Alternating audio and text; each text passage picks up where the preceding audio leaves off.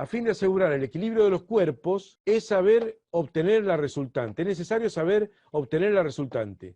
Bueno, y las magnitudes vectoriales son vectores, así que se operan como se deben operar los vectores. Esto primero ni tendría que haberlo puesto, porque es algo tan elemental.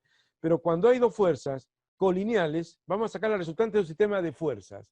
La resultante de un sistema de fuerzas, si las fuerzas son colineales, F1 y F2, y del mismo sentido, la resultante equivale a ¿qué? A la suma de las dos, y bueno, en el mismo sentido, como es obvio.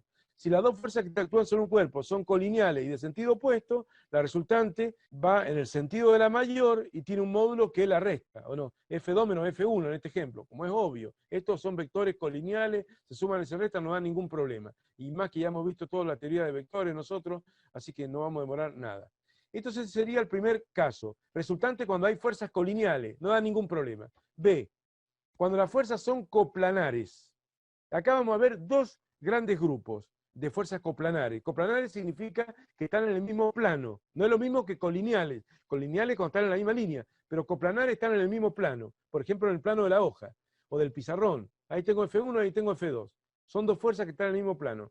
¿Cómo se obtiene la resultante? Ya lo sabemos, son magnitudes vectoriales. Con la regla del Paralelogramo. paralelogramo. Entonces, ahí está la resultante. Bueno, esa es la suma vectorial gráficamente. Lo mejor es con el recpol, como ustedes ya saben, si te dan el módulo y el ángulo, lo pasás de polar a rectangular a cada uno de los vectores, IJ, IJ, y bueno, y luego se suman en forma rectangular. La I con la I, la J con la J, ¿cierto? Eso ya conocen. Acá hay una fórmula que la puse medio como para, si no querés, no te la aprendás, qué sé yo, no sé.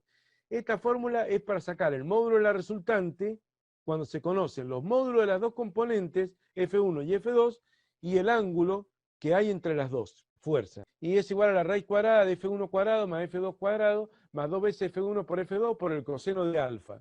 Esa fórmula opcional, pero opcional allá lejos, allá. O sea, no le demos, si hacen un resumen de fórmula, no la pongan. Lo interesante acá es que si F1 y F2 fueran perpendiculares, alfa ¿cuánto vale? 90. Y el coseno de 90 ¿cuánto vale? 0. 0.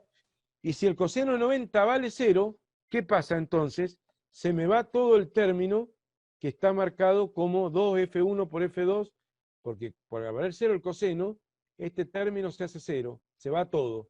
Y queda ni más ni menos que el teorema de Pitágoras, básicamente, donde la resultante sería igual a la raíz cuadrada de F1 cuadrado más F2 cuadrado, eso solamente en el caso de tener dos fuerzas que se van a sumar y que no son colineales, son coplanares, obviamente, pero además son perpendiculares.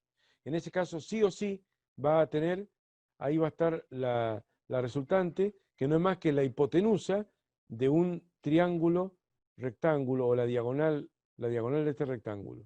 Esa es la resultante, que no es más que la hipotenusa, y los catetos son la fuerza, por eso está esta fórmula.